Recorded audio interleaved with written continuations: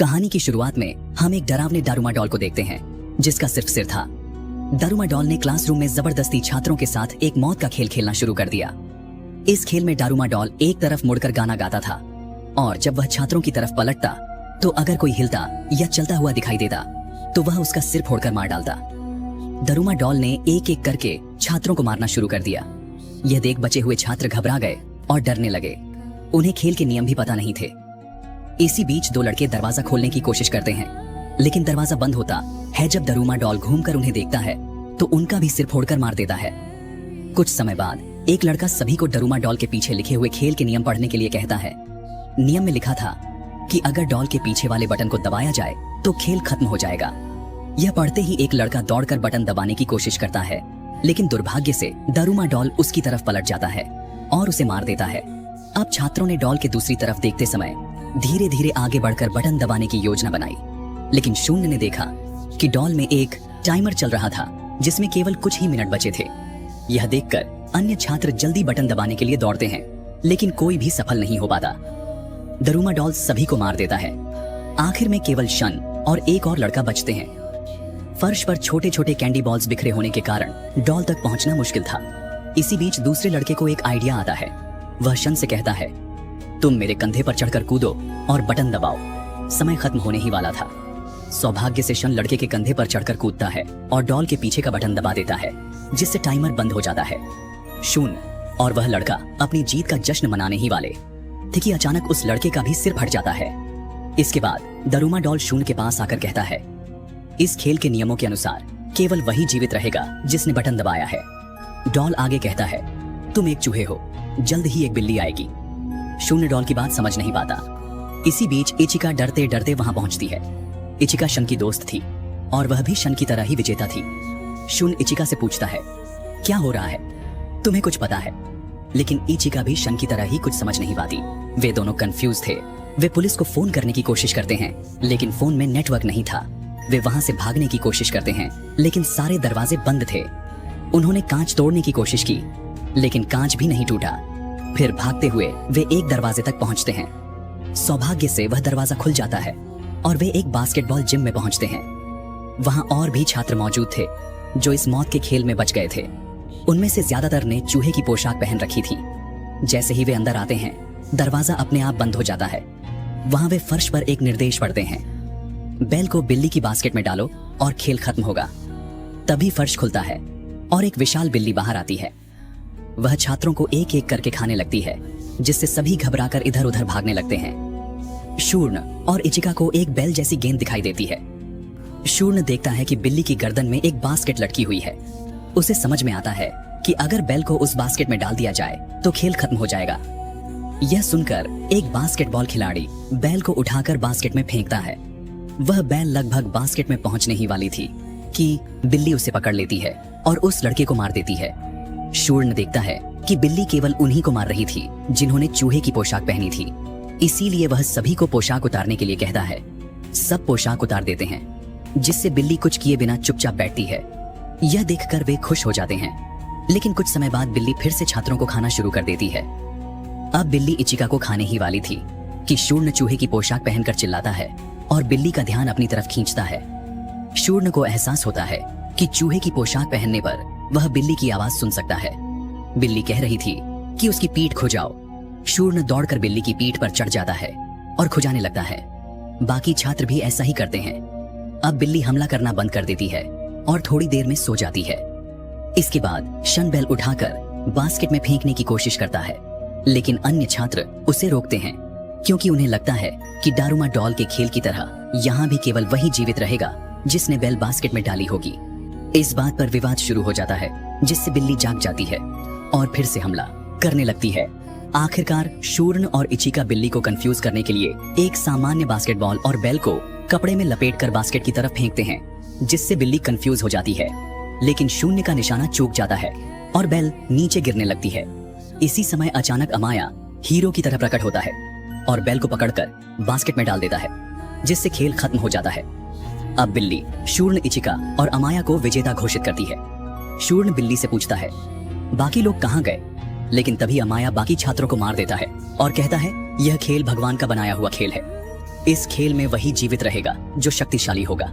यही भगवान की इच्छा है।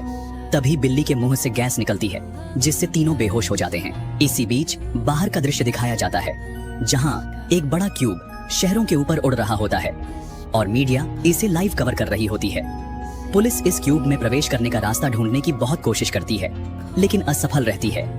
दूसरी ओर शूर्ण होश में आता है और पाता है कि वह अलग कपड़ों में है। उसके सामने उसका बचपन का दोस्त ताकुमी और 2 अन्य लोग खड़े होते हैं। तभी वे स्क्रीन पर एक संदेश देखते हैं, चाबी ढूंढो और उसकी मदद से बाहर निकलो। फिर 4 गुड़िया वहां आती हैं और अपना परिचय देकर खेल के नियम बताती हैं। वे कहती हैं, तुम्हें बारी बारी से आंखों पर पट्टी बांधकर एक जगह बैठना होगा। हम गाना गाते हुए तुम्हारे आसपास घूमेंगे और जब हम गाना बंद करेंगे तो तुम्हें 10 सेकंड के अंदर यह बताना होगा कि तुम्हारे पीछे कौन है। अगर तुम सही जवाब नहीं दे पाए तो तुम्हें मार दिया जाएगा। अब खेल शुरू होता है। पहले एक लड़का जाता है लेकिन वह गलत जवाब देता है जिससे गुड़िया उसे मार देती है। फिर एक लड़की की बारी आती है, वह भी सही नाम नहीं बता पाती और गुड़िया उसे भी मार देती है। अब शूर्ण की बारी थी। गुड़िया उसे बीच में बैठाकर गाना गाते हुए उसके आसपास घूमने लगती है। गाना खत्म होते ही शूर्ण से उसके पीछे मौजूद गुड़िया का नाम पूछा जाता है। शूर्ण चुप रहता है। तभी एक आवाज आती है, टाइम अप। शूर्ण के पीछे मौजूद गुड़िया कहती है, अब तुम मरने के लिए तैयार हो जाओ क्योंकि तुमने जवाब नहीं दिया। शूर्ण उस गुड़िया की आवाज सुनकर उसका नाम बता देता है। यह सुनकर चारों गुड़िया हंसने लगती हैं। वे कहती हैं, तुम्हारा जवाब अमान्य होगा क्योंकि टाइम खत्म हो चुका है। तभी शूर्ण खुलासा करता है कि टाइम अप की आवाज उसके फोन से आई थी। दरअसल जब पहले 2 लोग खेल रहे थे तो शूर्ण ने गुड़ियों की आवाज रिकॉर्ड कर ली थी। उसी आवाज का उपयोग करके शूर्ण ने उन्हें बेवकूफ बनाया और सही समय पर जवाब देकर खेल जीत लिया। जैसे ही शूर्ण खेल जीतता है, चारों गुड़ियां फट जाती हैं और एक चाबी गिरती है। शूर्ण और ताकुमी उस चाबी को लेकर आगे बढ़ते हैं। कुछ दूर जाने पर वे देखते हैं कि एक लड़का डरा हुआ उनकी तरफ भागता हुआ आ रहा है। उसके पीछे एक भयानक गुड़िया भी थी। लड़का कहता है, एक दूसरे का हाथ पकड़ लो। तब वह भयानक गुड़िया कुछ नहीं करेगी। जैसे ही वे एक दूसरे का हाथ पकड़ते हैं, वह गुड़िया वापस चली जाती है। तभी अचानक वे एक लड़की की चीख सुनते हैं। यह इचिका की आवाज थी। इचिका उस भयानक गुड़िया से बचकर भाग रही थी। यह देखकर शूर्ण कूदकर उसका हाथ पकड़ता है और उसे बचा लेता है। इसके बाद वे भी एक अन्य कमरे में पहुंचते हैं जहां पहले से 2 और लड़के मौजूद थे। उसी कमरे में एक दीवार टूटती है और एक बड़ी गुड़िया का सिर निकलता है। उस सिर में 7 की होल्स थे, यानी खेल में आगे बढ़ने के लिए 7 चाबियां चाहिए थी, लेकिन उनके पास केवल 4 थी। तभी अमाया बाकी 3 चाबियां लेकर वहां पहुंचता है। अमाया उस भयानक गुड़िया से बचने के लिए एक लड़के को जबरदस्ती पकड़कर वहां ले आता है। जैसे ही वह वहां पहुंचता है, अमाया उस लड़के को मार देता है। अब वे 7 की होल्स में चाबी डालकर एक साथ घुमाते हैं। चाबी घुमाते ही डॉल्स उन्हें विजेता घोषित करती हैं और अपने कपड़े पहनने के लिए कहती हैं। इस बीच हम देखते हैं कि बाहर उनके द्वारा खेले जा रहे डेथ गेम का टेलीकास्ट हो रहा है। दूसरी ओर बचे हुए 7 प्रतियोगी एक बड़े फ्रोजन रूम में पहुंचते हैं जहां उनके सामने एक विशाल सफेद भालू आता है और कहता है, मुझे झूठ बोलने और काले दिल वाले लोगों से बेहद नफरत है, इसीलिए इस गेम में तुम्हारा एकमात्र काम सच बोलना है। जो झूठ बोलेगा वह मारा जाएगा। अब सफेद भालू उनसे उनके पसंदीदा खाने के बारे में पूछता है। वे अपने अपने पसंदीदा खाने का नाम बताते हैं, लेकिन भालू कहता है, तुम में से कोई एक झूठ बोल रहा है। वे थोड़ी चर्चा करते हैं और एक लड़के की ओर इशारा करते हैं। वह लड़का कहता है, मैंने सच बोला है, लेकिन भालू उसकी बात अनसुनी करके उसे मार देता है। फिर भालू उनसे पूछता है, क्या तुम्हें शून्य पसंद है? कुछ लोग कहते हैं हाँ और कुछ कहते हैं नहीं, लेकिन भालू फिर कहता है, तुम में से कोई झूठ बोल रहा है। शूर्ण पसंद है कहने वालों में ताकुमी भी थी, लेकिन शूर्ण और इचिका को छोड़कर बाकी सभी कहते हैं कि ताकुमी झूठ बोल रही है। शूर्ण उसे बचाने की कोशिश करता है, लेकिन दुर्भाग्य से भालू ताकुमी को मार देता है। अपने दोस्त को खोने से दुखी हुआ शूर्ण जोर से चिल्लाता है, असल में हम सबके बीच झूठा और कोई नहीं, बल्कि यह सफेद भालू ही है। शूर्ण की बात सही निकलती है। इतना कहते ही सफेद भालू बदलकर काले भालू में बदल जाता है, जिससे वे लोग उस गेम को भी जीत लेते हैं। अब बचे हुए 5 लोग अंतिम गेम के लिए आगे बढ़ते हैं, जहां 3 डॉल्स आती हैं और उन्हें अंतिम चरण तक पहुंचने के लिए बधाई देती हैं। वे कहते हैं, अंतिम गेम का नाम है किक द कैन।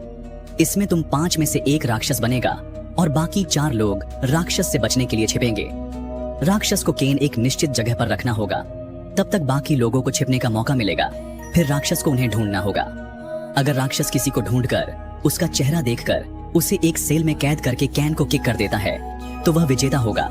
लेकिन अगर छिपे हुए 4 में से कोई एक कैन को किक करता है तो बाकी 3 लोग गेम जीतेंगे और राक्षस हार जाएगा। हालांकि जो कैन को किक करेगा वह कैन के कटने से मर जाएगा। यानी अगर तीनों को बचाना है तो एक को खुद को बलिदान करना होगा। इसके बाद स्टिक्स की मदद से राक्षस चुना जाता है। राक्षस बनने वाले स्टिक के टॉप पर लाल निशान होता है और ये स्टिक अमाया को मिलता है। अमाया कैन को उसकी जगह पर रखकर चारों को ढूंढने लगता है। वह आसानी से 2 को पकड़कर सेल में बंद कर देता है। कुछ देर बाद अमाया शूर्ण और इचिका के छिपे हुए स्थान पर भी पहुंच जाती है। तभी इचिका खुद को बलिदान करते हुए अमाया के सामने आती है और उसका ध्यान भटकाती है। इस दौरान शून्य छिपने में सफल हो जाता है। अमाया इचिका को भी पकड़कर सील में बंद कर देता है और कहता है, शन, मुझे तुम्हें ढूंढने की जरूरत नहीं है क्योंकि मैंने 3 लोगों को पकड़ लिया है। इचिका शून्य से बाहर न आने की बात कह रही थी क्योंकि अमाया उसे उकसा रहा था। लेकिन शूर्ण एक भारी आर्मर पहनकर बाहर आता है और अमाया से कहता है, तुम मेरा चेहरा देख नहीं पाओगे। शून्य की बात सुनकर अमाया हंसते हुए उसकी ओर बढ़ता है और उसका हेलमेट हटाकर कैन को किक करने जाता है। लेकिन इतने में शूर्ण बड़ी चतुराई से अपने आर्मर में लगी चेन से अमाया को बांध देता है। इसका पता लगने से पहले ही शूर्ण पानी में कूद जाता है। अमाया चेन से बंधा होने के कारण उसके साथ खींच जाता है। अमाया शूर्ण को ऊपर खींचने की कोशिश करता है, लेकिन कुछ देर बाद उसे एहसास होता है कि शूर्ण पहले ही आर्मर खोलकर ऊपर आ चुका है और कैन को किक करने के लिए आगे बढ़ रहा है। यह देखकर अमाया किसी तरह चेन तोड़कर कैन की ओर दौड़ता है, लेकिन शूर्ण उससे पहले कैन को किक कर देता है। अब गेम के नियमों के अनुसार कैन फटकर शूर्ण को मार देना चाहिए था, लेकिन कैन नहीं फटता। यह देखकर वे सभी हैरान हो जाते हैं। तभी डॉल्स आती हैं और हंसते हुए कहती हैं, गेम को दिलचस्प बनाने के लिए हमने झूठ बोला था ना, शून्य को मरना था, न राक्षस यानी अमाया को। इसके बाद 5 को विजेता घोषित किया जाता है और डॉल्स उन्हें आइसक्रीम देती हैं। वे खुश होकर आइसक्रीम खाते हैं, लेकिन आइसक्रीम खत्म होते ही वे देखते हैं कि स्टिक पर कुछ लिखा है। डॉल्स कहती हैं, ये गेम वही जीत सकता था जिसमें ताकत, बुद्धि और किस्मत हो। अब हम देखते हैं कि शूर्ण और अमाया की आइसक्रीम स्टिक पर लिखा था, तुम बच गए, जबकि इचिका और बाकी 2 की स्टिक पर लिखा था, तुम मरोगे। तभी डॉल्स इचिका और बाकी 2 को मार देती हैं, लेकिन शूर्ण कुछ नहीं कर पाता। वह दुखी होकर बस देखता रह जाता है। अमाया बहुत खुश होता है। इसके बाद हम देखते हैं कि वे उस बड़े क्यूब से बाहर आते हैं। यहाँ रिवील होता है कि उन्हें सभी डेथ गेम उसी क्यूब के अंदर खिलाए गए थे, जिसे मीडिया भी कवर कर रही थी। शूर्ण और अमाया के क्यूब से बाहर निकलते ही नीचे खड़ी भीड़ उन्हें भगवान के बच्चे कहकर संबोधित करती है और इसी के साथ मूवी एंड होती है।